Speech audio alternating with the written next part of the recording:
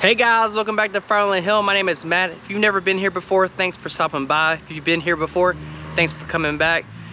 Today is Memorial Day. I hope everybody has a happy and fun and safe Memorial Day. Yesterday was our Memorial Day. We went to the pool and hung out. We kind of figured that you know, it being Memorial Day, the pool will be off the charts, as well as it was calling for thunderstorms pretty much throughout the day. So yesterday was definitely the best day to go to the pool, and we had a blast. But today I'm gonna do some splitting, guys. I've already started on my cord for the week. I think I have one more IBC tote to split up, and I'll have my cord for a week. But I want to talk to you guys about piling wood. I guess it's been 5-6 months now that I've started piling wood, and there's a lot of people who say it's not gonna dry. A lot of people say it's not dry fast enough, or blah blah blah. Well, I'm here to tell you that it's drying, guys, and it's drying just fine. I've actually been pulling a lot of wood to the roadside stand, which I'll show you guys in a minute. I've been pulling from IBC totes as well as from the pile. You can see right here, I've gotten in a hole right there. The edge over there I've gotten into, and then I've started going in the back right here. There's a 60 rack stacked right there. And then I've been pulling IBC totes that were over here. So there's a couple things that I want to point out that I've noticed so far. If I put wood in an IBC tote, because I can put it in a good spot and it's kind of all up in the air, I think it dries faster in an IBC tote versus in a pile. It still dries fine in the pile, but it's going to dry faster in an IBC tote just because it's not covered all the way around and it's letting more air through. That makes sense. One thing I could say about an IBC tote or stacking in general versus piling is I've found a lot more critters and animals inside IBC totes versus piles. And I think that the reason for that is they can come in and out as they please because the wood's stacked and uniformly, and it allows for holes for creatures to get into. I was taking an IBC tote up to the roadside stand, and there was actually 2 birds' nests in one, and this was a stacked IBC tote. And then I found another bird's nest in another IBC tote. So the animals are there. They're only in the stacked piles. They're not in the piling piles. And like I said, for the reason I think it's easy for them to come in and out. So I thought it'd be opposite. I thought there'd be more animals in piles than in stacked totes and stuff. But it turns out that animals and stuff are in the stacked totes versus the piles. So we're up here at the roadside stand. Y'all, I love this time of year. Memorial Day is like the start of selling firewood. A lot of y'all might think that's early, but I sell quite a bit throughout the summer, especially between all the holidays.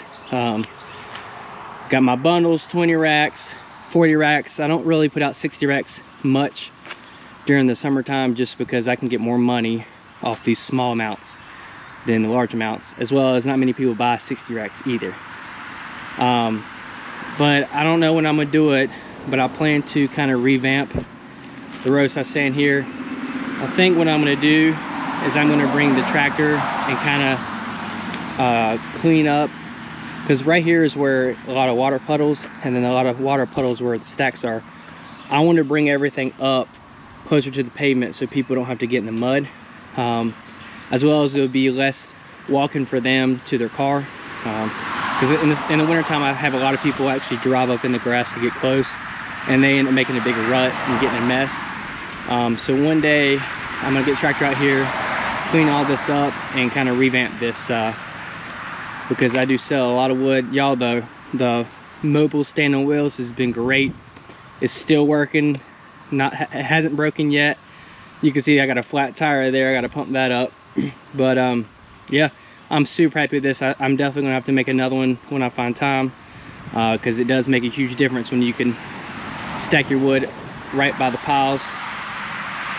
The 40 racks have been doing great as well, guys. I need to make more of those. I really just want to make all metal racks of all this stuff so it lasts longer, but that costs money and time, so we'll see about that. All right, so enough of talking, guys. We're going to do some splitting. We're going to be splitting on the Wolfe vertical VS here. I actually have some big poplar rounds today, y'all. I have nothing but oak here in the wood yard that I've been splitting, and y'all know oak takes a long time to dry, so I need wood to sell at my roadside stand. So I had to go to a buddies of mine who has a lot of firewood. He's not a fan of poplar, and I'm gladly able to take it off of him. Actually, this is like the second year I've done this.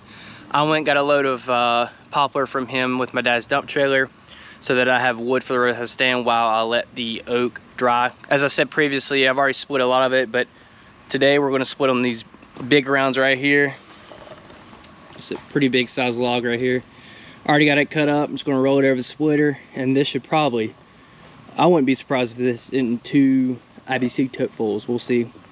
I already got one kind of filled up there, but once I fill this up, I'll have my quart of the week. I'll show you guys when I take this over to the piling wood yard. I'll show you the rest of it that I split.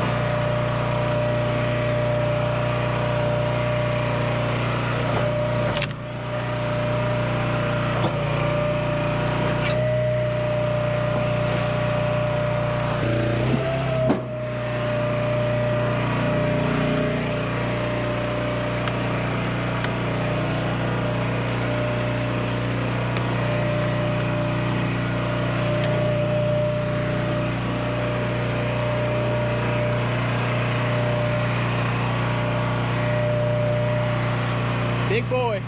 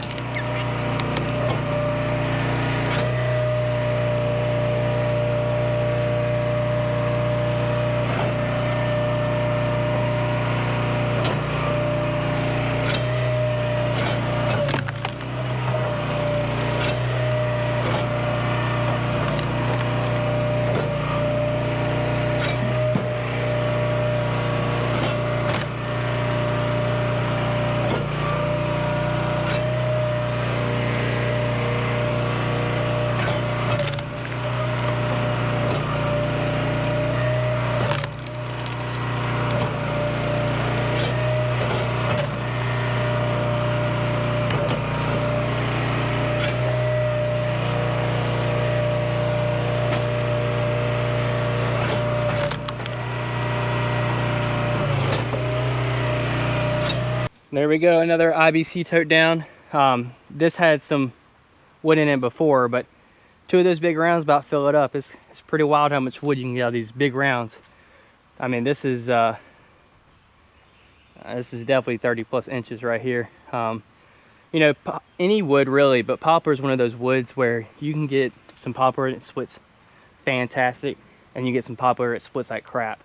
And this is the crap poplar. It splits so terrible. It just wants to be stringy and tear and not actually like split.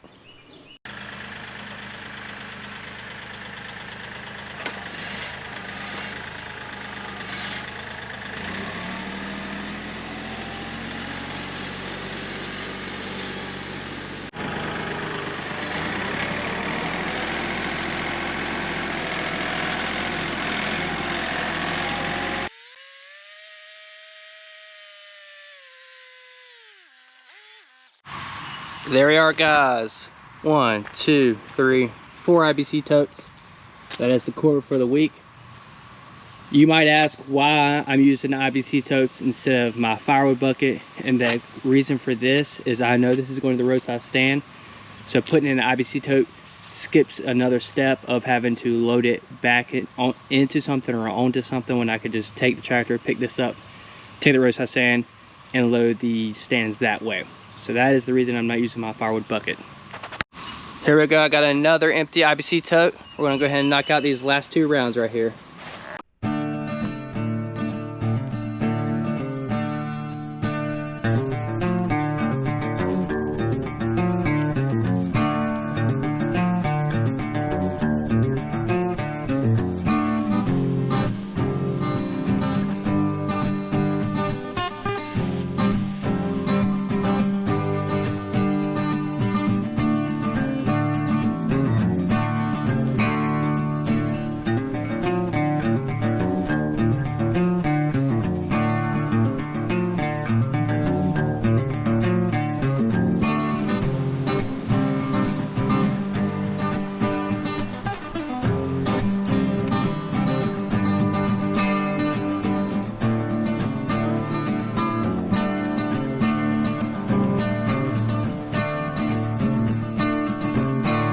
All right, we got those last 2 rounds done, and it halfway filled up the IBC tote. You know, with this vertical splitter, you try to find a way to split the wood as fast as possible, but every time you change a log size, it's different, right? So when I was in like the 2021 range, I was splitting and I found my rhythm. Now that I've jumped up to a 30-inch plus round, it's harder for me to split because what I was doing before wasn't what I need to do, because now I have to, instead of splitting in quarters, I need to split the quarters in half. So it's a lot more splitting, because what I was finding is I was trying to move big pieces and it was kind of wearing me down more. I just feel like it's better and easier to cut the pieces small, or cut the quarters small, and that way you can handle and move them however you want. Guys, thanks for watching. Make sure you like, subscribe. We'll catch you next time.